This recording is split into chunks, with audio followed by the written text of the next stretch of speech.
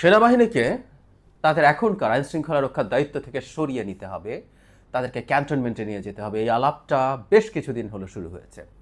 তখনই এটা নিয়ে কথা বলেছে এবং আমি অনুমান করে বলছিলাম যে এই আলাপটা আরও অনেকে মাঠে আনবেন, এমনকি পরিস্থিতি তৈরি করার চেষ্টা করা হবে। সম্প্রতি সাবেক সেনাপ্রধান ইকবাল করিম ভূঁইয়া বেশ দীর্ঘ একটা ফেসবুক স্ট্যাটাসে এই একই দাবি করেছেন, যুক্তিও দেওয়ার চেষ্টা করেছেন। যুক্তির মাধ্যমে তিনি বলছেন দ্রুতই সেনাবাহিনীকে ব্যারাকে ফিরিয়ে নেওয়া দরকার। এটা কেন হতে পারে সেটা নিয়ে কথা বলেছে, আবারও একটু বলতে চাই, কিন্তু এই ভদ্রলোক সম্পর্কে একটু বলবো। তাকে নিয়ে আমি একটা দীর্ঘ ভিডিও করেছিলাম, মানে বিরাট নীতিকথা কপচান এখন তিনি, অথচ তিনি শেখ হাসিনার অধীনে সেনাপ্রধান ছিলেন এবং শেষ পর্যন্ত চাকরি শান্তি মতো শেষ করেছিলেন। এটা সবচেয়ে জরুরি ব্যাপার। এবং 2014 সালের যে একতরফা নির্বাচন হলো এবং দেশব্যাপী যে অকল্পনীয় রকম আন্দোলন এবং নৈরাজ্যও হলো, তখন উনি চুপ করে শেখ হাসিনাকে সার্ভ করেছিলেন। ইয়াস, এখন নীতি কপচান বিরাট বিরাট। তখনই এই নীতি কপচারও নিয়ে তখন কথা বলেছিলাম। নট অনলি দ্যাট, আমি দেখিয়েছিলাম তিনি একটা কুইক রেন্টাল বিদ্যুৎ কেন্দ্রেরও পার্ট হয়েছিলেন, অ্যাপ্লাই করেছিলেন, এটা অনুমোদনও হয়েছিল। পরে উনি একটা দাবি করছেন যে তিনি অনুমোদন শেষ পর্যন্ত পান নাই, কিছু জমি কেনা হয়েছিল, ব্লা ব্লা ব্লা।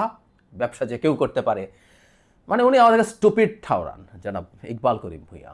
মানে শেখ হাসিনার কাছে কুইক রেন্টাল বা রেন্টাল বিদ্যুৎ কেন্দ্র অ্যাপ্লাই কে করতে পারে সেটা আমরা জানি না। মানে অ্যাপ্লাই করার সাহস, ন্যূনতম স্বপ্ন, ন্যূনতম আকাঙ্ক্ষা যেটা দেয়া হবে, এটা কাদের হয় আমরা বুঝি না।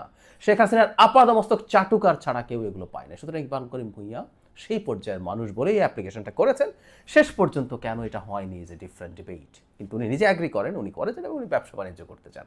তো শেখ হাসিনার সাথে কুইক রেন্টালের ব্যবসা বাণিজ্য কারা করতে চান? আর ইকবাল করিম ভূঁইয়া, আপনার জানা থাকা উচিত যে জনগণের মাথায় খানিকটা হলেও বুদ্ধি আছে। যাই হোক, আমি ওনাকে নিয়ে করা ভিডিওটা খুঁজে পেলে আমি মন্তব্য দিয়ে দেব। উনি যে যুক্তি দিয়েছে অবিলম্বে, হেডলাইন এরকম, সশস্ত্র বাহিনীকে ব্যারাকে ফেরাতে হবে, অনেকগুলো পয়েন্ট, অনেকগুলো যুক্তি, 9টা পয়েন্টে উনি লিখেছেন। তার মধ্যে বলছেন প্রশিক্ষণ ঠিকঠাক মতো হচ্ছে না, অনেকগুলো যুক্তি অ্যাপারেন্টলি সত্য, এটাও খুব ভুল না। এগুলো ইনফ্যাক্ট আমরাও বলছি, এগুলো বর্তমান সেনাপ্রধানও বলছেন। সেটা হচ্ছে প্র্যাকটিস যদি না করে তাহলে তাদের দক্ষতা কমে যাবে, উইচ ইজ ভেরি রাইট। এবং সেনাবাহিনীর যে কাজ, যে প্রশিক্ষণ, সেটা আর রাস্তায় এখন তারা যে কাজ করছেন একেবারেই ভিন্ন জিনিস, দুটো একই জিনিস না, একমত। তারপর উনি বলছেন এটাতে আমাদের ঝুঁকি আছে। উনি কতগুলো এক্সাম্পল দিয়ে দেখানোর চেষ্টা করছেন যে বিপ্লবের পর, বিপ্লবী পরিস্থিতি, ওনারা কি তাকে বিপ্লব বলতে চান, যাই হোক ধরে নিলাম এটা সেটা, বিভিন্ন সময় দেখা গেছে অভ্যন্তরীণ অস্থিরতার রহত এবং তখন তারা বহিঃশক্তির ক্ষেত্রে সমস্যা হয়েছে, বহিঃশত্রুর আক্রমণের ঝুঁকির মুখে থাকা, সেই কারণে এইরকম পরিস্থিতিটা হতে পারে এবং সেনাবাহিনী রেডি থাকা দরকার। এবং তিনি পরবর্তীতে বলছেন যে এই কর্তব্যের বাইরে যে অপব্যবহার হচ্ছে, অপব্যবহার শব্দটা ব্যবহার করছেন, অপব্যবহার আর সঠিক ব্যবহার না, কথা সম্ভবত একই না, অপব্যবহার হচ্ছে আমি মনে করি না, এটা আমরা বলতে প্রস্তুত আছি। সঠিক ব্যবহার তারা অনেক ক্ষেত্রে হচ্ছে না, এখন যে দায়িত্ব পালন করছে এটা তাদের ব্যবহার করা না, এবং যুদ্ধ সক্ষমতা কমছে ইত্যাদি ইত্যাদি বলছেন। এবং বলছেন যে বাংলাদেশ একটা গুরুত্বপূর্ণ ভূরাজনৈতিক পরিস্থিতিতে আছে, এখানে ভূরাজনৈতিক দাবা খেলার সাথে সম্পৃক্ত এবং আমাদের সরকারের অনেকের খুবই ক্ষীণ দৃষ্টি, অজ্ঞতা ইত্যাদি ইত্যাদির জন্য এটা ঠিকঠাক মতো হচ্ছে না। বলা হচ্ছে যে সেনাবাহিনী যতদিন থাকবে ততদিন পুলিশকে কার্যকরভাবে ব্যবহার করা যাবে না, এটা হচ্ছে ওনার আর্গুমেন্ট। যেহেতু সেনাবাহিনীই আছে, পুলিশ কেন কাজ করবে, এবং পুলিশের কাজে নিয়োজিত থাকলে সেটা পুলিশের কাছে তাদের এক ধরনের কমফোর্ট তৈরি করবে, তারা এটা হবে না। উনি একটা পরে 6 নম্বর পয়েন্টে বলছেন যে নির্বাচন সম্পন্ন না হওয়া পর্যন্ত সেনাবাহিনী থাকা উচিত। কেউ কেউ যুক্তি দেয়, ইনফ্যাক্ট এই যুক্তি আমিও দেই। তিনি বলছেন এটা সরল মনা ধারণা, উনি খুব জটিল চিন্তা করেন। তো উনি বলছেন যে রোবট নয়, তাদের বিশ্রাম, পুনঃপ্রশিক্ষণ ইত্যাদি ইত্যাদি প্রয়োজন। তাদেরকে নির্বাচন পর্যন্ত বেঁধে রাখলে অনিশ্চয়তা তৈরি হয়, ভোট যদি বিলম্বিত হয় কিংবা সংস্কার যদি দীর্ঘায়িত হয় তাহলে সেনাবাহিনী অনির্দিষ্টকালের জন্য মোতায়েন থাকবে। বস্তুত একটি প্রাতিষ্ঠানিক অবক্ষয়ের দিকে তাকানো। বলা হচ্ছে সেনাবাহিনীকে এখন ব্যারাকে ফিরিয়ে নিলেও নির্বাচনের আগে আবারও নিয়োজিত করতে কোনো বাধা নেই। এখানে একটা ট্রিক আছে, আমি সেটা নিয়ে কথা বলবো।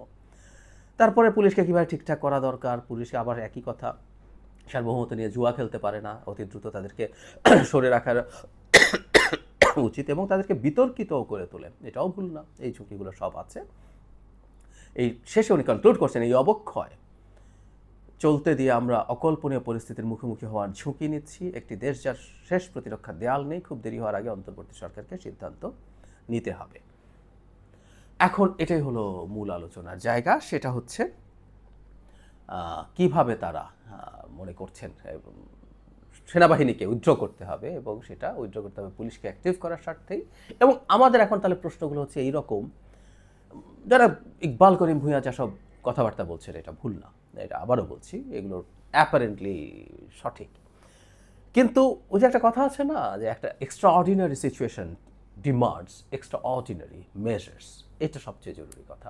বাংলাদেশ একটা এক্সট্রা অর্ডিনারি সিচুয়েশনে পড়েছে, মানে পুলিশের জায়গায় কেন সেনাবাহিনীকে নামাতে হয়েছে এটা ওনার না জানার কথা। উনি বাংলাদেশের রাজনীতি এখন ভালো মতোই ফলো করেন, শুধু সেটা না, তিনি বাংলাদেশের রাজনীতি ফলো করা বেশ কিছু মানুষজনের সাথে বেশ ভালোভাবে অ্যালাইন্ড। তাকে প্রধান উপদেষ্টা বানানো বা নিদেন পক্ষে উপদেষ্টা বানাতে হবে, এই ধরনের আলাপ টালাপ অনেকেই প্রকাশ্যে করেছেন, এবং তাকে বিরাট একজন জাতীয় বীর হিসাবে প্রেজেন্ট করেছেন খুবই ইনফ্লুয়েন্সিয়াল সোশ্যাল মিডিয়া পার্সোনালিটিরা। তো উনি এটা জানেন যে আসলে কী প্রেক্ষাপটে কোন পরিস্থিতিতে সেনাবাহিনীকে রীতিমতো ম্যাজিস্ট্রেসি পাওয়ার দিয়ে মাঠে নামাতে হয়েছে। তারা সেটা না জেনে, তার না জানার অন্তত কোনো কারণ নেই। তো যাই হোক, তিনি জেনে শুনে এটা করছেন।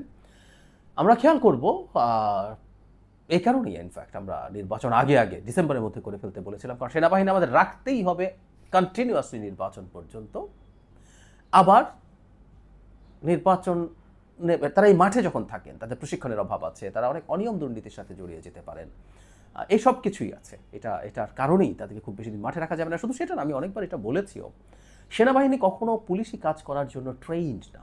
সেনাবাহিনীর কাজ একেবারেই ভিন্ন জিনিস। সেনাবাহিনীর কাজ সেনাবাহিনী করবে, সেনাবাহিনী যুদ্ধ করবেন, সে পুলিশের কাজ পুলিশকেই করতে হবে, সব জেনে শুনেও আমরা বলছি। এমনকি সেনাবাহিনী যখন একটা মাঠে যে কোনো একটা মানে মিছিল বা সমাবেশ ছত্রভঙ্গ করতে যায়, সেখানেও মাত্রাতিরিক্ত বল প্রয়োগ করার ঝুঁকি থাকে। এটা সেনাবাহিনীর দোষ না, এটা হলো তাকে যে কাজ আমরা নিয়োগ করছি সেটার সমস্যা। সব কিছুর পরও তারপরও বলছি যে ম্যাজিস্ট্রেসি পাওয়ার নিয়ে সেনাবাহিনী থাকার পরও দেশের আইন শৃঙ্খলা, মব ইত্যাদিতে যে ধরনের পরিস্থিতি বিরাজ করছে, আমরা যদি চিন্তা করি সেনাবাহিনীকে তুলে যদি নেওয়া হয় তাহলে কী হবে মুহূর্তে।